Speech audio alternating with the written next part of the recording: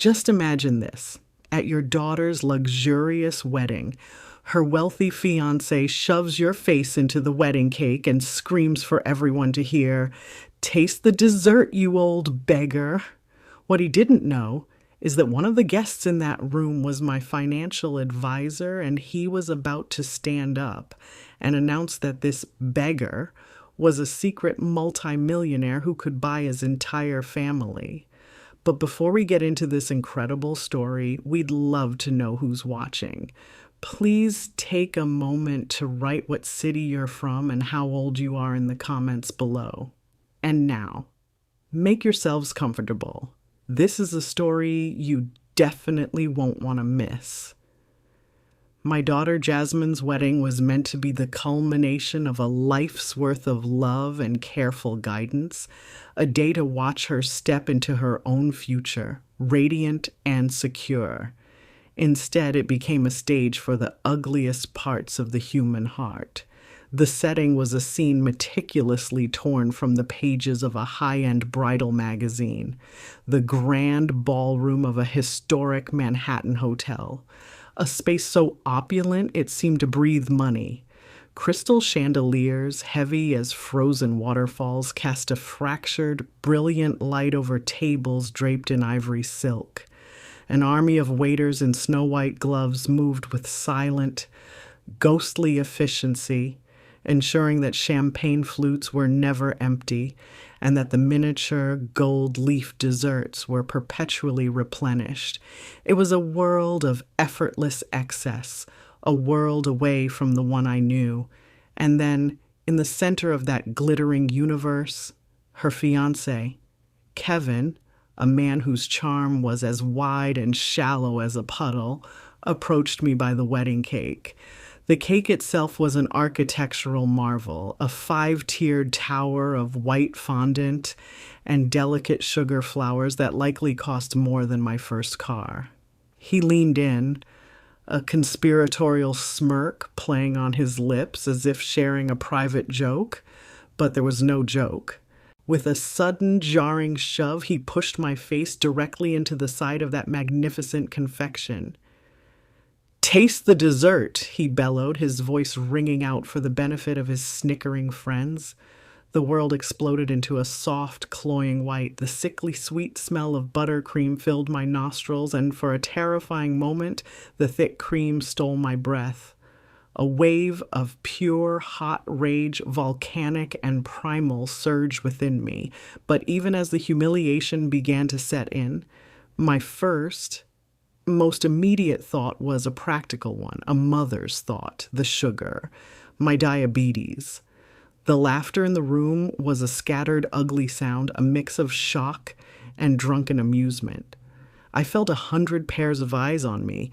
This ridiculous figure, a woman of 60 dripping with frosting. But then the atmosphere shifted. A single powerful voice cut through the noise. A distinguished man in a tailored suit who had been watching from across the room suddenly gasped. He pointed a finger directly at me, his face a mask of disbelief. "Good Lord," he exclaimed, his voice carrying across the stunned ballroom. "Is that Anna Washington?" The smirk was instantly wiped from Kevin's face. He turned a shade of pale I'd only ever seen on porcelain dolls, a bloodless white that spoke of pure, gut-wrenching terror. It was the look of a man who had just confidently placed an all-in bet, only to see his opponent lay down an unbeatable hand. In that single frozen moment, he understood that he had just made the most catastrophic mistake of his life. But to understand the depth of that mistake, we must go back a month to a dinner where the first cracks in his carefully constructed world began to appear. The restaurant was in Midtown, the kind of place where the silence is as expensive as the wine and the menus arrive without prices, a subtle signal that if you have to ask, you cannot afford it. It was the chosen battleground for my first formal meeting with Kevin's parents, Reginald and Beverly. I had tried to suggest something simpler, a charming bistro in my neighborhood, but the suggestion was dismissed with a wave of a perfectly manicured hand. I had spent the better part of the afternoon trying to explain my vision for the wedding. I spoke of our community garden in the Bronx, a vibrant oasis of green amidst the urban landscape. I described a ceremony under a canopy of string lights, surrounded by friends and neighbors who had watched Jasmine grow up, the air filled with the scent of tomato plants and roses and the sound of a local jazz trio, a wedding that was simple, cozy, authentic, a wedding that was about community and love, not commerce and status. Across the table, Reginald listened with an expression of pained endurance, as if I were describing life on another planet. "We, of course, understand your financial limitations, Anna," he said, the "of course" a tiny poisoned dart. He picked up his wineglass, swirling the deep red liquid, his gaze fixed on its vortex as if it were more interesting than my words. Beverly, his wife, a woman held together by diamonds and disdain, simply pursed her lips. Kevin, my future son-in-law, offered a weak, complicit smirk. Only my daughter, Jasmine, seemed to feel the chill in the air. Her cheeks flushed a bright, angry pink. "Mom has always known how to make things beautiful, even with little money," she said, a tremor of defiance in her voice that made my heart ache with love for her. "Resourceful," Reginald echoed, tasting the word as if it were a cheap, sour wine. He made a show of studying the menu. I scanned the descriptions, my eyes searching for a price point that wouldn't feel like a punch to the gut. I settled on the roasted chicken, a safe, humble choice. The three of them, without a moment's hesitation, all ordered the Wagyu steak, a cut of beef that I knew cost more than my entire grocery budget for a week. The chasm between our worlds was no longer a subtle crack. It was a gaping canyon, and I was standing on the wrong side of it. "Don't you worry about the wedding," Beverly said, her smile as thin and cold as an icicle. "We have connections at the most exclusive venues in the Hamptons. The rental for the ballroom alone will be $100,000. She paused, letting the number hang in the air like a guillotine. "But don't worry," she added, the words meant to sound generous but landing like a slap. "We'll cover everything." In my handbag, the small velvet-lined box containing my gift for them, a beautiful vintage silver brooch I had painstakingly chosen at a weekend flea market, suddenly felt as heavy and worthless as a common stone. It was a gift of thought, of care, of time. But in their world, value was measured only in dollars, and I had just been found sorely wanting. "I've always provided for my family," I said, my voice quiet but firm, a small defense of my life's work, of the pride I took in my independence. Reginald grunted, a dismissive sound from deep in his chest. "In your own way, of course," he conceded, the implication clear. My way was insignificant, a quaint little struggle that was now blessedly over, thanks to their magnanimity. The rest of the dinner was a performance. I listened as they discussed summering in Martha's Vineyard and the logistical nightmare of flying their private jet to Aspen for ski season. I watched as Kevin laughed at his father's jokes and preened under his mother's admiring gaze, and I watched my daughter, Jasmine, her earlier defiance melting away into a quiet, desperate desire to belong to their glittering world. When we finally stood to leave, the valet brought their gleaming Range Rover to the curb, a monstrous black machine that looked like a sleek predator poised to devour my humble decade-old Toyota parked behind it. "See ya, Anna," Reginald said, not bothering to get out of the car. He simply rolled down the window, the gesture of a king dismissing a courtier. "We'll handle the real planning from here." The drive back to the Bronx was shrouded in a thick, painful silence. Jasmine stared out the window, the glittering lights of Manhattan reflecting in her eyes, each one a tiny reminder of the world she so desperately wanted. I waited, my hands gripping the steering wheel, my heart a leaden weight in my chest. "Mom, they don't mean any harm," she finally said, her voice small. "They're just used to a different level. It's their way of showing they care by providing the best." A truck roared past us, its headlights momentarily illuminating her face. I saw the earnestness there, the deep-seated need to believe in the goodness of the man she loved, to smooth over the jagged edges of his family's cruelty. "Money doesn't change a person's character, sweetie," I said, my voice softer than I felt. "It reveals it."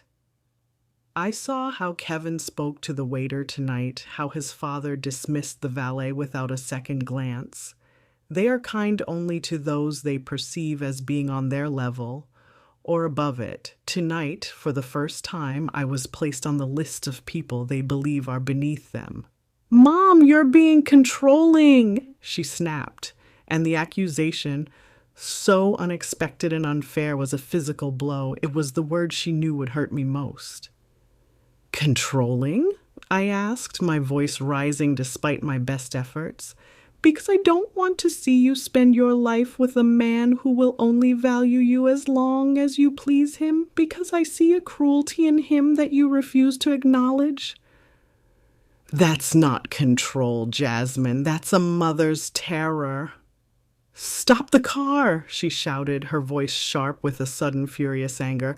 "I said stop the car." I pulled over to the shoulder of the FDR Drive, the city's traffic a roaring, indifferent river beside us. She unbuckled her seatbelt with a vicious tug. "You don't understand anything," she said, her hand on the door handle. "I need you to support me, not judge my choices. I'm calling Kevin. He'll understand. He'll come get me." The door slammed shut and she was gone, a silhouette walking away from my beat-up car and toward the bright, artificial promise of a gas station up ahead. She had made her choice. She had chosen his world, his values. She had chosen him, not me. And as I watched her disappear, the full weight of my decision, made a month earlier, came crashing down on me. I had wanted to protect her, to test the man she was marrying, but I had never imagined that in trying to save her, I might lose her completely. She walked away from my old Toyota and toward the promise of a shiny Range Rover, leaving me on the shoulder of the highway. As I watched her go, I clutched the steering wheel, my heart breaking. My test had worked perfectly. It had revealed exactly who Kevin and his family were, but I never imagined the test would reveal that my own daughter, in her desperate desire to be loved by them, was willing to become one of them. My decision to test Kevin and his family wasn't born from a place of cynicism, but from a lifetime of observation. My own story, the story of my wealth, was a quiet testament to the idea that character is the only currency that truly matters. It began in '95. The world was on the cusp of a digital revolution, but my own world was small and meticulously managed. I was 28 years old, a single mother to a beautiful toddler named Jasmine, working as a certified public accountant for a mid-sized firm. My life was a landscape of balanced budgets and carefully saved dollars, a fortress of financial prudence I had built around myself and my daughter. My entire life savings, the product of years of disciplined frugality, amounted to just over $50,000. It was my safety net, the foundation of the modest but secure future I was determined to provide for Jasmine. One rainy Tuesday, two young men, little more than college students with threadbare sweaters and an electrifying fire in their eyes, were shown into my office. Their names were Marcus and David. They weren't there for tax advice, they were there with a dream. They spoke of creating a new kind of space, a digital community hub for Black professionals, artists, and students, a place to connect, to share, to build. They called it Afro Connect. In a world where the burgeoning internet felt overwhelmingly white, their vision was a radical act of carving out a space of their own. They were brilliant, passionate, and utterly broke. They needed a seed investor, someone to give them the initial $50,000 to build their servers and launch their platform. Every instinct I had as an accountant screamed at me to run. They had no collateral, no track record, and a business plan built more on passion than on proven metrics. It was the riskiest investment imaginable. But the woman in me, the mother, the member of a community that had always had to build its own tables rather than wait for a seat at others, saw something else. I saw their hunger, not a hunger for money, but a desperate, noble hunger to create something of lasting value. I spent a week reviewing their projections, but in the end, my decision came down to a simple observation. I watched how they treated the receptionist, the way they spoke to the janitor. They treated them with the same respect and earnestness with which they treated me. Their character was sound. I liquidated my entire savings account. I gave them the $50,000 in exchange for a simple handwritten contract that gave me 10% of their company. My friends, my family, they all thought I was insane. For 2 years, it seemed they were right. The company struggled, teetering on the brink of collapse a dozen times. But Marcus and David never lost their fire. Then, in 1997, the world caught up to their vision. A major tech giant eager to capture the burgeoning market they had cultivated came calling. The sale was astronomical, a figure that was splashed across the front pages of business journals. My $50,000, the sum of all my worldly security, transformed overnight into a fortune with 9 zeros at the end of it. I saw the way the sudden wealth changed Marcus and David, creating a distance between them and the world they had come from. I saw how money could become a gilded cage, isolating people from the simple, grounding truths of everyday life. And I made a conscious choice. I would not let it change me. I would not let it change my daughter. I set up trusts, hired the best financial advisor, and then continued my life. I raised Jasmine in our modest house in the Bronx, surrounded by a real community. The money was a tool, a secret source that paid for the best schools, for art lessons, for her first apartment. But it was never the point.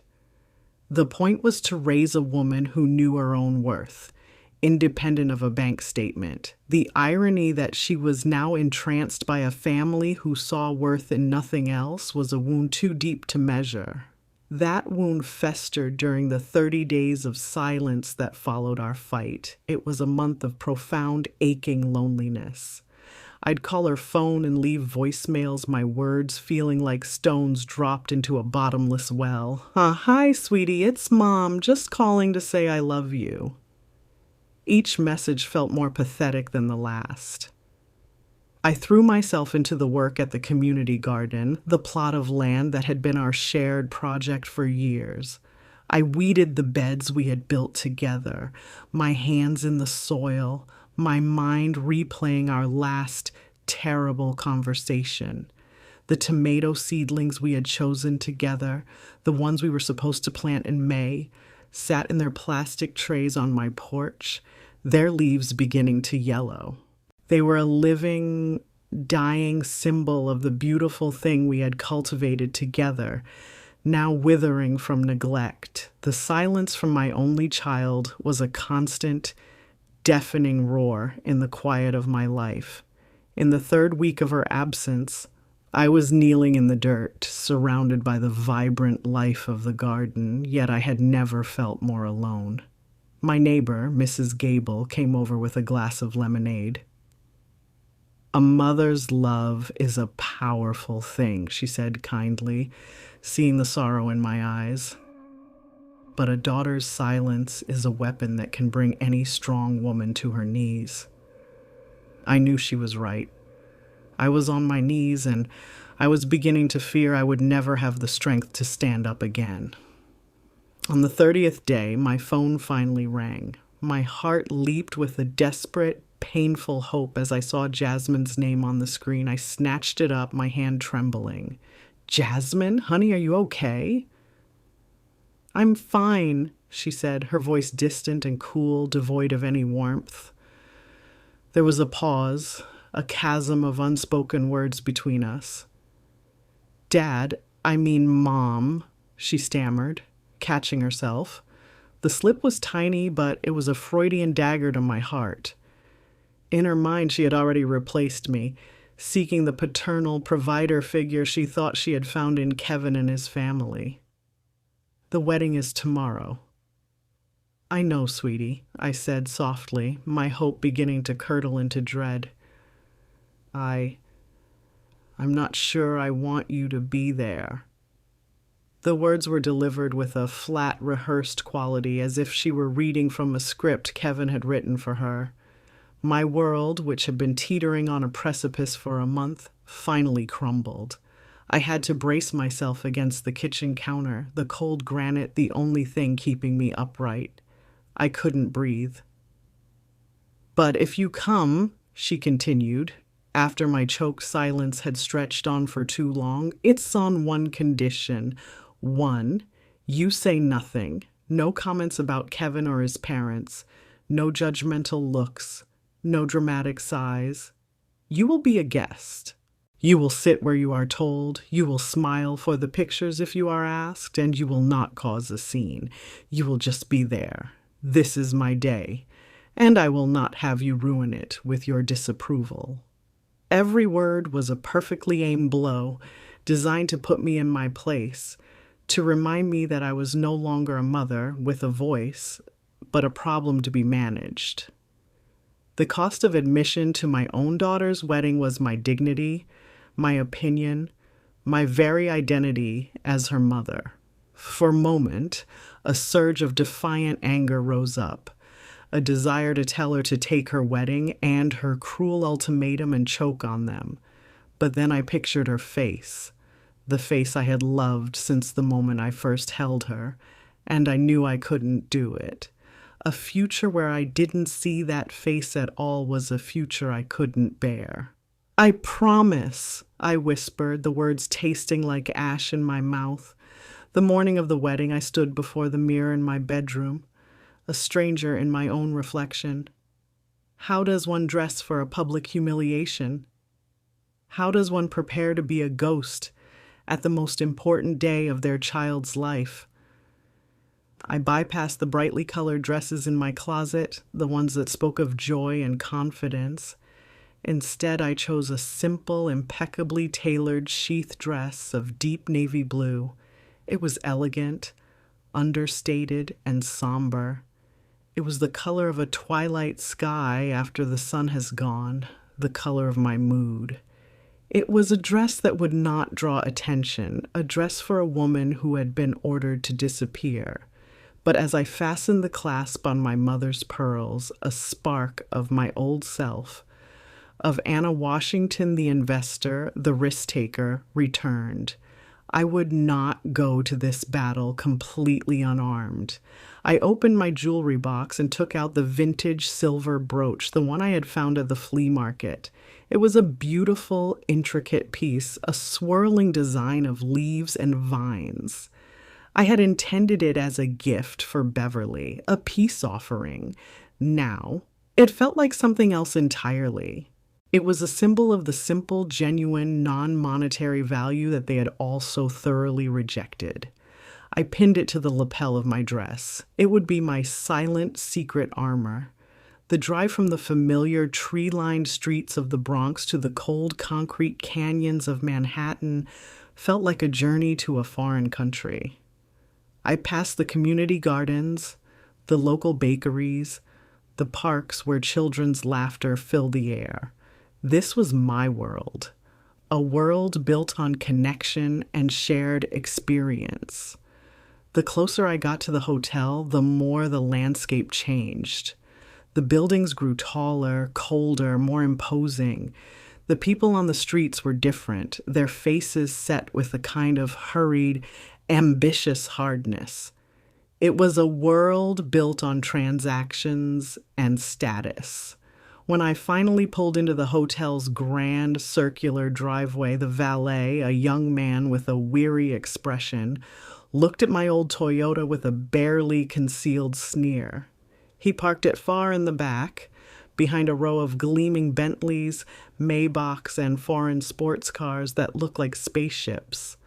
My humble car, my reliable companion for over a decade, looked like a poor country cousin who had accidentally wandered into the palace. As I handed the valet my keys, I knew exactly how it felt. I was an intruder in my daughter's new life, a relic from a past she was desperate to shed, and I was about to walk, alone, into the heart of the lion's den. As I walked up the marble steps of the hotel, the weight of my promise to be silent felt like a physical restraint. I was to be a smiling, invisible guest. But as my hand touched the cool silver of the brooch on my dress, I made another secret promise to myself and to the memory of my husband. I would be silent, yes, but I would be watching, and I would be ready. Walking through the grand archway into the ballroom was like stepping into another dimension, one constructed entirely of light, glass, and the subtle, intoxicating scent of money. The scale of the room was breathtaking, designed to make a person feel small and insignificant. Towering floral arrangements, heavy with white roses and orchids, reached towards the ceiling frescoed with clouds and cherubs. A string quartet played softly in a corner, their music a delicate, shimmering thread, woven into the tapestry of polite, aristocratic chatter. I felt the stares as I entered, the quick, dismissive glances of the other guests. They saw my simple navy dress, my modest pearls, and my face, which was not stretched and polished by the city's finest plastic surgeons, and they categorized me in an instant. I was a stray, a curiosity, a piece that did not fit their perfect, gilded puzzle. I spotted Beverly and Reginald near a towering ice sculpture of two swans, their necks intertwined. They were holding court, laughing with a group of people who all shared the same look of bored, effortless wealth. As I approached, a flicker of annoyance crossed Beverly's face before she masked it with a brittle smile. "Anna, you made it," she said, her voice as crisp as a freshly printed dollar bill. Her eyes performed a swift, brutal appraisal, sweeping from my sensible shoes to my carefully styled but unsalon-perfect hair. Her gaze lingered for a moment on the silver brooch. "That dress is very sensible," she concluded, the word hanging in the air, a backhanded insult disguised as a compliment. "It's a lovely party, Beverly," I replied, my voice even. I had made a promise to my daughter, and I would keep it. Reginald, who had been deep in a story about his latest yacht acquisition, turned to me with a look of mild surprise as if he had forgotten I was invited at all. "Anna," he said with a curt nod, "good of you to come." Before I could respond, his eyes darted over my shoulder to a portly man with a booming laugh. "Arthur, just the man I wanted to see," he exclaimed, turning his back on me completely to greet the more important guest. The dismissal was so total, so effortless, it was a work of art. I was a ghost to them, a specter from a world they preferred to pretend did not exist. The true heartbreak came minutes later. The photographer, an energetic young man with a loud voice, began to gather the family for portraits in front of a wall of flowers. "Okay, bride and groom in the center. Parents of the groom right here," he directed. Jasmine, looking breathtakingly beautiful but deeply stressed, saw me hovering at the edge of the group. I saw the conflict in her eyes, a flicker of her old self warring with the new, compliant woman she was trying to be. She opened her mouth to call me over, but Beverly was faster. She swooped in, placing a proprietary hand on Jasmine's arm. "Let's just get the immediate family first, darling," she cooed, her voice loud enough for me to hear. "The core group. We can squeeze your mother in later if we have time." Later, of course, was a promise that would never be kept.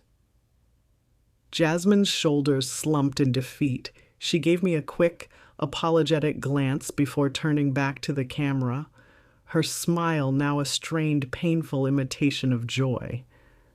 Honoring my promise, I gave a small, understanding nod and stepped away, finding a seat at a distant table. The pain was a physical thing, a tight band constricting my chest. They weren't just excluding me from a photograph, they were editing me out of my daughter's life. During the ceremony, I was seated, as promised, in the 7th row. I sat beside a third cousin of Reginald's who asked me with polite condescension if I had found the traffic coming in from the outer boroughs to be dreadful. I watched my daughter take her vows from a distance, a spectator at the most intimate moment of her life. I saw the tension in her shoulders, the way she clutched Kevin's arm a little too tightly. This wasn't the joyful, relaxed bride she was supposed to be. This was a young woman playing a part, terrified of forgetting her lines. At the reception, the atmosphere grew louder as the champagne flowed. Kevin, his face flushed with alcohol and triumph, was in his element, swaggering from table to table. He eventually made his way to mine. "Anna," he boomed, sloshing his drink, "not hitting the champagne. What's the matter? Not used to the good stuff?" He leaned in, his breath sour. "Or did you see the price tag?" I remembered my promise. Smile, be silent. "I'm pacing myself, Kevin," I said evenly. He pointed at my brooch. "Cute pin. You picked that up at a garage sale in the Bronx?" Before I could answer, the band leader announced it was time for the cutting of the cake, Saved by the Bell. I stood up, my heart heavy, wanting to witness this one tradition, to see my daughter's face. I moved closer to the towering confection. Kevin saw me approaching, and I saw a malicious, drunken idea spark in his eyes. He saw his audience, his wealthy friends, his powerful father. He saw me, the perfect punchline. And he began to walk towards me, a predator closing in on his prey. Kevin reached me at the edge of the small crowd that had gathered. He had the self-satisfied look of a king in his court, and I was the jester he had chosen for the evening's entertainment. Jasmine followed a step behind him, her hand on his arm, a nervous smile plastered on her face. "Isn't the cake beautiful, Mom?" she asked, a desperate attempt to steer the conversation into safe waters. Kevin ignored her. He leaned in close to me, his voice a low, mocking drawl meant only for me and those nearest to us. "Look at you, Anna," he sneered, his eyes flicking over my simple dress, staring at a $10,000 cake like you've never seen real food before. What's the matter? Can't even afford dessert? I bet you get your diabetes medication through a state program, too. The cruelty was so specific, so personal, it was breathtaking.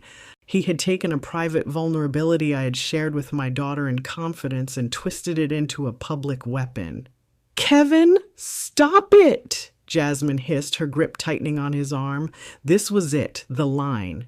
She knew he had crossed it, but he was too drunk, too arrogant, too high on the power he felt in this room to be stopped. He shook her hand off. "I'm tired of pretending," he exploded, his voice suddenly loud, drawing the attention of the entire room. I am tired of walking on eggshells and acting like the bride's poor, embarrassing mother from the Bronx isn't a disgrace to this family. And then he moved. Before I could react, before Jasmine could scream, his hand was on my back, and he was shoving me forward with all his strength. The world became a blur of motion, a silent, sickening lurch, and then an explosion of soft, white sweetness. My face plunged into the side of the cake, the delicate sugar flowers shattering against my cheek. For a moment, there was only the suffocating scent of vanilla and buttercream, the sticky coolness of frosting in my hair and against my eyelids. A wave of shocked gasps rippled through the ballroom, immediately followed by a smattering of cruel, drunken laughter from Kevin's friends. I pushed myself back, my breath catching in my throat, my dignity in tatters. Frosting dripped from my chin. My vision was blurry with a mixture of tears and cream, but then another sound cut through the air, sharp and clear as a gunshot. It was the sound of a hand striking a cheek. Jasmine, her face a mask of pure, unadulterated fury, had slapped Kevin with all the force she possessed. The sound echoed in the now silent hall. "How dare you touch my mother?" she screamed, her voice shaking with a rage I hadn't heard from her since she was a teenager. And that is when the true main event of the evening began. From a table near the front, Mr. Henderson, my old friend and financial advisor, slowly rose to his feet. He was a tall, imposing man, exuding an aura of quiet, unshakable authority. He calmly placed his napkin on the table and looked directly at Kevin, his eyes filled with a look of such profound contempt that it seemed to physically push Kevin a step backward. "For those of you who may be confused," Mr. Henderson announced, his deep voice carrying to every corner of the vast ballroom, "allow me to properly introduce the mother of the bride." He paused, letting the silence hang, pregnant with anticipation. "This is Ms. Anna Washington." He let my name settle. She was the first angel investor and a 10% co-founding partner in a small startup you may have heard of called Afro Connect. A murmur went through the crowd. The name was legendary in the tech and black business communities. "That small startup," Mr. Henderson continued, his voice rising with theatrical flair, "was acquired by Google a number of years ago in a deal that made headlines. Ms. Washington's current net worth, for those of you who seem to care about such things, is estimated to be well into the 9 figures. The murmur turned into a roar of whispers and gasps. I saw Reginald's and Beverly's faces collapse into masks of pure, unadulterated horror. They looked as if the floor had just vanished from beneath their feet. But she drove a Toyota," Beverly stammered to the person next to her, her voice a pathetic, disbelieving squeak. Mr. Henderson, who had the hearing of a hawk, overheard her. He turned his cool gaze on her and offered a small, lethal smile. "Precisely," he said, his voice dripping with disdain. "Anna, understand something that you and your son so clearly do not. Money doesn't make a person. A person is made by how they choose to treat others when they think no one of consequence is watching." Kevin's world had just been obliterated in a matter of seconds. He stared at me, at the frosting still dripping from my face, his own face ashen. He looked like a man who had just seen a ghost. His parents, their faces twisted into grotesque masks of fawning apology, were already scrambling towards me. He had shoved my face into a cake to call me a beggar, and in doing so, had just thrown away the biggest financial jackpot of his entire life. The look in my eyes, cold and unforgiving, told him there would be no second chances. The party was officially over. The explosion of truth detonated by Mr. Henderson left a vacuum in its wake, sucking all the air and noise from the grand ballroom. For a moment, The only sound was the frantic, panicked thumping of my own heart. The world seemed to tilt on its axis. I was no longer an object of pity or scorn.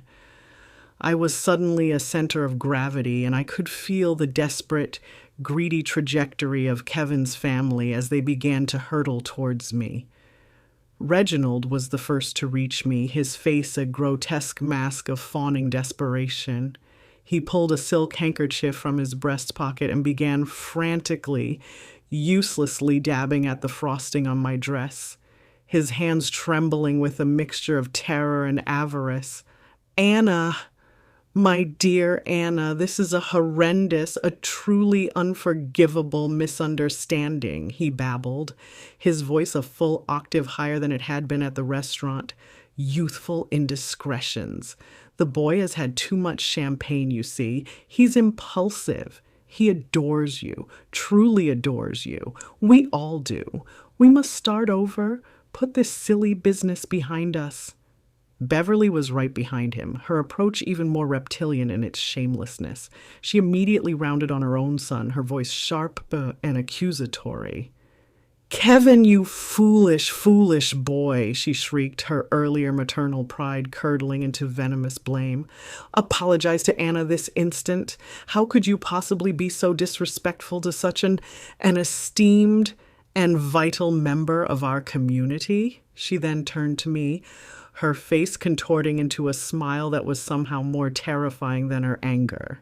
She grasped my arm, her diamond rings cold against my skin. "Anna," she cooed, her eyes gleaming with the frantic light of a gold prospector who had just struck the mother lode. "I knew it the moment I saw you. I told Reginald, I said, that woman has a special spark. There is more to her than meets the eye. We must have lunch, you and I. We have so much to talk about, so much to share." It was the most transparent, most nauseating display of opportunism I had ever witnessed. They weren't apologizing for the cruelty. They were apologizing for their miscalculation. Their regret was not for my humiliation, but for their own monumental error in judgment. I could see the gears turning in their heads, the frantic recalculation of their son's marriage, transforming it from a social liability into the financial coup of a lifetime. The other guests were a murmuring sea of whispers, their faces a mixture of shock at Kevin's actions and awe at my hidden status. Phones were subtly being raised, capturing the society scandal of the decade. Through it all, Mr. Henderson stood beside me, a silent, stoic lighthouse in the storm. His presence a shield against their sycophantic onslaught. Finally, I raised a hand. The gesture was small, but it carried an authority that silenced them instantly. I looked at Reginald, his face still a mask of pleading panic. "A misunderstanding, Reginald?" I asked, my voice dangerously quiet. "Was it a misunderstanding at the restaurant when you tasted the word resourceful like it was a cheap wine? Was it a misunderstanding when you turned your back on me to greet a more important guest? No, I don't think so. I think for the first time you were being perfectly clear." I turned my gaze to Beverly, who flinched as if struck. "And you, Beverly? You complimented my sensible dress. You spoke of your connections and your $100,000 venues. You wanted to make sure I understood my place, and I did. You made it abundantly clear that my place was not and would never be beside you." Then I looked at Kevin. He was frozen, a statue of terror, the laughter of his friends having long since died on their lips. "And you," I said, my voice dropping even lower, "you are the most transparent of them all." I took a step closer, and he actually recoiled. "You didn't push me into that cake because you thought I was poor, Kevin. Hundreds of people in this city are poor, and you don't assault them at parties. You did it because you believed I was powerless. You did it because you get a thrill from humiliating those you consider beneath you. It wasn't about my bank account. It was about your character. Or rather, the toxic, empty void where a character ought to be, and that is a stain that no amount of money, yours or mine, could ever wash away. I let the silence hang for a moment before delivering the final blow. The only misunderstanding here, I said, my gaze sweeping over the three of them, is that you ever, for 1 second, thought you were worthy of my daughter. I turned to Jasmine, who was standing a few feet away, tears streaming down her face, her beautiful dress a casualty of the war that had just been waged. The wedding is off, I said, my voice ringing with absolute finality. Any connection between the Washington family and the Carver family is hereby and permanently severed. Without another word, I turned and walked away. I did not run. I walked with the slow, deliberate, unshakable pace of a woman who had just reclaimed her own life. The crowd of guests parted before me as if I were royalty, their whispers and stares following me like a wake.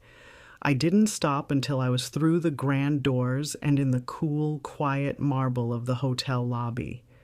I was halfway to the exit when I heard the frantic rustle of a wedding dress behind me. "Mom, wait!" Jasmine cried, her voice choked with sobs. She ran to me, her expensive gown dragging on the polished floor, a ruined symbol of a ruined day. "Mom, please wait." She stood before me, her face a mess of running mascara and heartbreak. "It's over," she said, confirming my declaration. "I called it off. I told them to leave. I told them I never wanted to see them again." We stood there, a strange tableau in the opulent lobby, a mother covered in cake, a daughter in a ruined wedding dress, both of us survivors of a disaster of our own making. "Forgive me," she whispered, her body shaking with sobs. "Oh, Mom, please forgive me. You were right.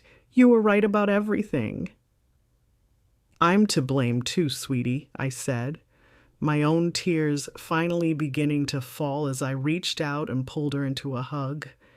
The anger was gone, replaced by a wave of aching love. "My test. I never should have put you in that position. I was trying to protect you, but I ended up hurting you. That was my mistake." She shook her head, burying her face in my shoulder. "No, Mom.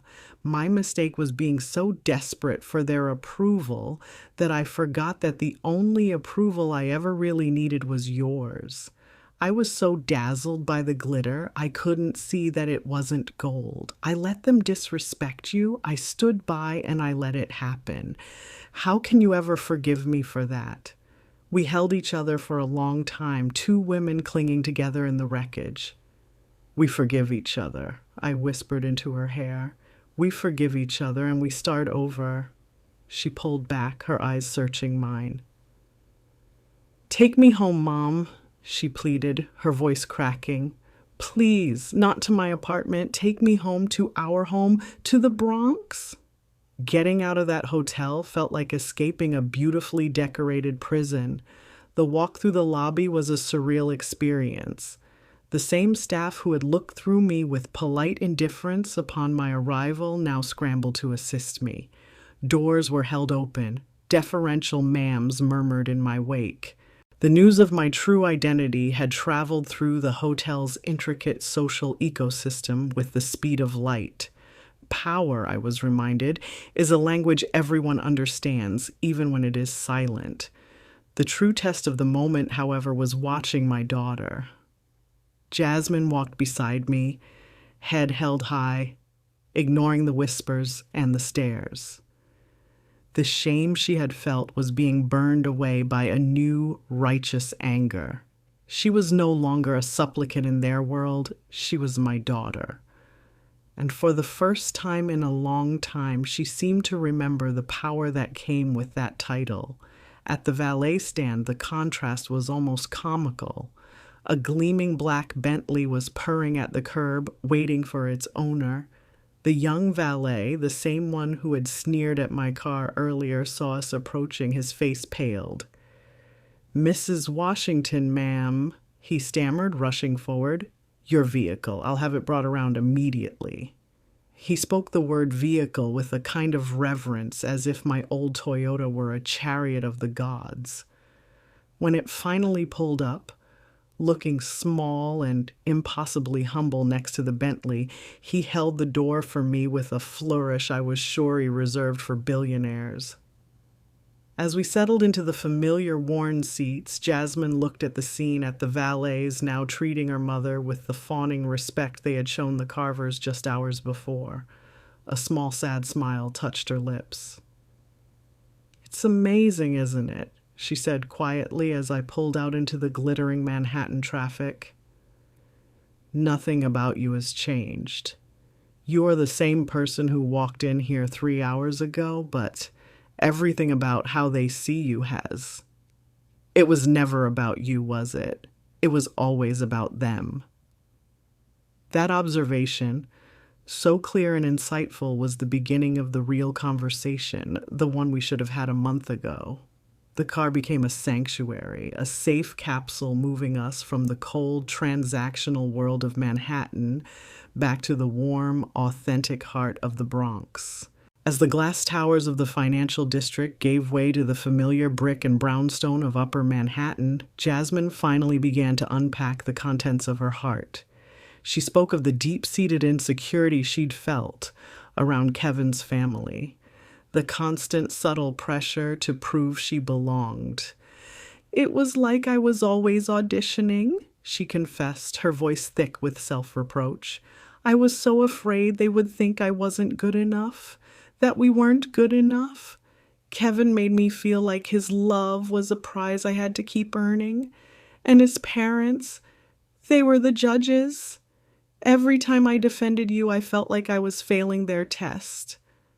And I was so terrified of failing. She finally explained the painful slip of the tongue on the phone. The dad, I mean mom.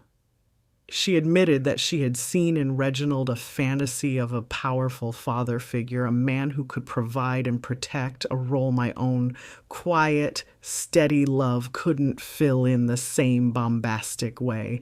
But now she saw it for what it was, a hollow imitation of strength, a power built not on character but on contempt for others. I listened, my heart aching for the pain and pressure she had been under. I didn't say, I told you so. I simply reached across the console and took her hand. Oh, sweetie, I said, my voice full of a love that was a world away from Reginald's transactional affection. A man's strength isn't in the size of his bank account or the volume of his voice. It's in his integrity. It's in his kindness to those who can do nothing for him. That's the lesson your grandfather taught me, and it's the lesson I tried to teach you. True security doesn't come from a man or a house or a job. It comes from knowing deep in your soul that you are a person of value, all on your own. We drove in comfortable silence for a while, the unspoken hurts of the past month finally being healed by the simple power of the truth. As we pulled onto our street in the Bronx, the late afternoon sun casting a warm, golden glow on the familiar houses and the vibrant green of the community garden, Jasmine looked down at her left hand, still resting on the gear shift. The diamond ring, a monstrous, multi-carat symbol of Kevin's wealth, caught the light, throwing a cold, sterile rainbow across the dashboard. I watched as she stared at it, her expression changing from one of sadness to one of final, resolute understanding. It was a beautiful object, but it was ugly to its core. It was a shackle, not a symbol of love. When we walked into our modest, quiet house, the feeling of relief was so profound it was a physical presence. This was home, a place of genuine love, not of performance. Without a word, Jasmine walked to the kitchen, took off the enormous ring, and placed it on the center of the simple oak table. It sat there glittering and obscene, completely out of place. "This could probably buy half this house," she said with a small, watery laugh. She looked around at the cozy, familiar room filled with photos and mismatched, comfortable furniture. But I'm beginning to understand that half of this house is worth so much more than that entire ring. That single act was her declaration of independence. She was home. The next morning, I woke to the sound of her humming in the kitchen.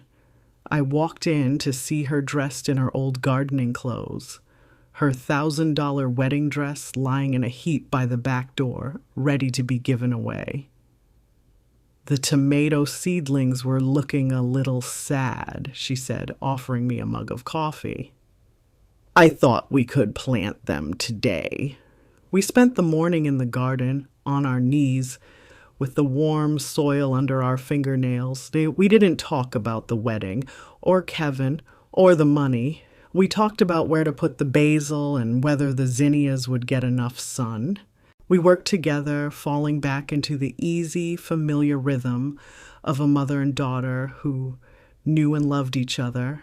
And as I watched her face free of stress, her laughter genuine as she chased a butterfly away from the young plants, I understood the true meaning of wealth.